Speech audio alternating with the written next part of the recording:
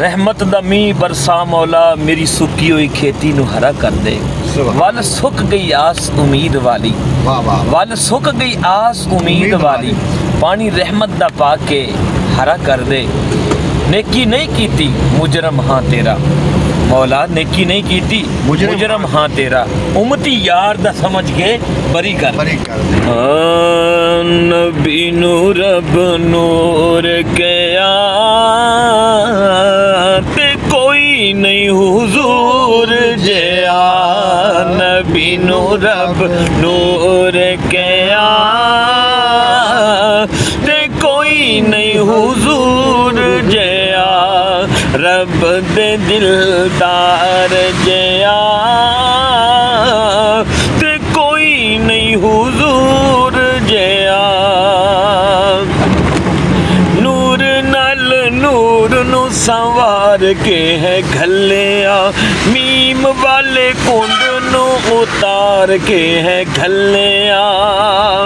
ओंदा रुख वजहुल्ला,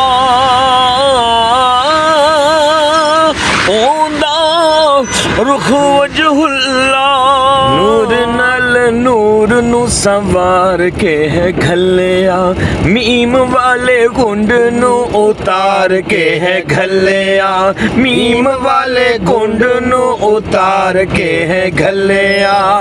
ओंदा रुख वजहुल्ला, ओंदे हथ यदुल्ला,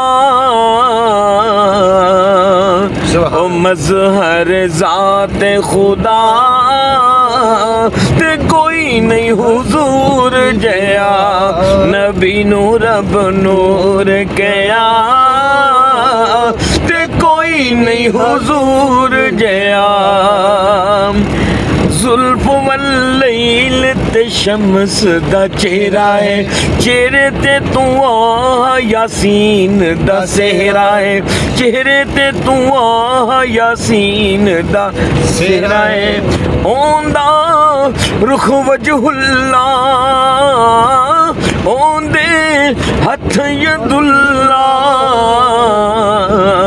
ते सीना है अलम नशरा ते कोई नहीं हुजूर जया, नबी नूर रब नूर गया ते कोई नहीं हुजूर जया।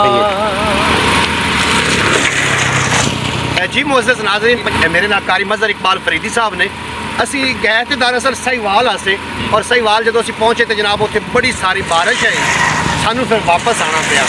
कारी मज़हर इकबाल फरीदी साहब को पूछ रहे हैं कि जो मौसम है बारिश बस रही है, अभी बारिश के बीच खलोते हैं और पूछ रहे हैं कि मौसम किमें इंतजार कर रहे हो? ना क्या बात है जनाब, मैसेज यो ही है जी, सारे अपना अपना ख्याल रखो। मौसम यहो जिहा मजदूर बंदा घर बैठा है, जी जी जी, मजदूर घर बैठे हुए ने ते उन्हां दे वास्ते वो लोग जिहड़े सरमायादार ने, ज़मींदार ने या नौकरियां वाले साथी ने, उन्होंने चाहिए कि उन्होंने ख्याल रखें ताकि भी वो जो घर में बैठे ने उन्होंने भी रोटी दाल रोटी लगती रहे तो वो भुख के नाल ना सकें। अक्सर लोग जोड़े हैं ना सिर्फ अपना अपना सोचते हैं, भाई का नहीं। नबी करीम सल्लल्लाहु अलैहि वसल्लम का फरमान है निशान है कि तू किसी को खवाएगा तो रब फिर तेनों भी खवाएगा, तू किसी को पहनाएगा तो रब तेनों भी पहनाएगा। अगर तू किसी की खिदमत करेगा अल्लाह और अल्लाह के रसूल की रज़ा की खातर तो फिर अल्लाह ताला तेन कदे भी जिंदगी में छोड़ नहीं आएगा। और ये साडा अल्हम्दुलिल्लाह तरीका है, वतीरा है, और अल्हम्दुलिल्लाह इन्हें आजमाइश है और बड़ी आजमाइश है। बाकी इंशाअल्लाह ताला मौसम बड़ा सोहना है, खाण पीवन का मौसम है, खाओ पियो नाल आंडियां गुआंढियां का भी ख्याल रखो, दिलियां सजना का भी ख्याल रखो। जी मुअज़्ज़ज़ नाज़रीन, तुसीं सुन रहे हैं कारी साहब की ज़बानी के मौसम में ठंड है और एक कोई ज़रूरी नहीं, कुछ लोग ऐसे ने कि जिन्हों के जरिए माश सिर्फ मजदूरी ते है। और कारी साहब का कहना है कि जो गवांढी है, जो हमसाया है, उन्होंने चाहिए कि अपने हमसाए का ख्याल रखे। वो घर अगर आटा नहीं है, वो घर अगर कोई खाण पीण की चीज़ नहीं है तो कारी साहब का लुबे लुआब गल का यह है कि जनाब वो तावन करो, एक बहुत बड़ा अजर है। और इस सर्दी के अपने आप को बचा के रखो। कारी साहब इस तरीके अच्छा कोई जुकाम का एक इलाज भी दस दो।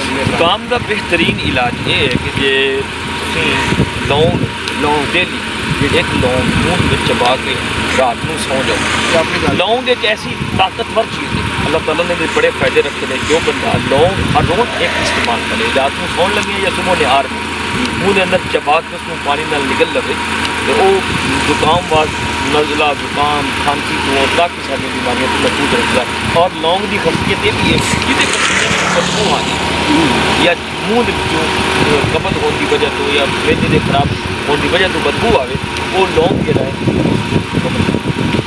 ਸੁਭਾਨ ਅੱਲਾਹ। ਤੁਸੀਂ ਮੁਅੱਜ਼ਜ਼ ਨਾਜ਼ਰੀਨ ਸੁਣ ਰਹੇ ਹੋ, ਕਾਰੀ ਸਾਹਿਬ ਫਰਮਾ ਰਹੇ ਨੇ ਕਿਸੇ ਦੇ ਜਿਸਮ ਵਿੱਚ ਬਦਬੂ ਆਵੇ ਤੇ ਉਹ ਲੌਂਗ ਇਸਤੇਮਾਲ ਕਰੇ, ਜਿਹਨੂੰ ਨੀਂਦ ਨਾ ਆਵੇ ਉਹ ਵੀ ਲੌਂਗ ਇਸਤੇਮਾਲ ਕਰੇ। ਇਹ ਕਾਰੀ ਸਾਹਿਬ ਖਾਲੀ ਇਮਾਮ ਮਸਜਿਦ ਨਹੀਂ ਨੇ, ਇਹ ਜਨਾਬ ਨਾਲ ਹਕੀਮ ਵੀ ਨੇ, ਬਹੁਤ ਅੱਛੇ ਬੜੇ ਅੱਛੇ ਤਬੀਬ ਵੀ ਨੇ। ਔਰ ਸਭ ਤੋਂ ਵੱਡੀ ਗੱਲ ਇਹ ਹੈ ਕਿ ਇੱਕ ਮੁਹੱਬਤ ਕਰਨ ਵਾਲੀ ਸ਼ਖਸੀਅਤ ਨੇ।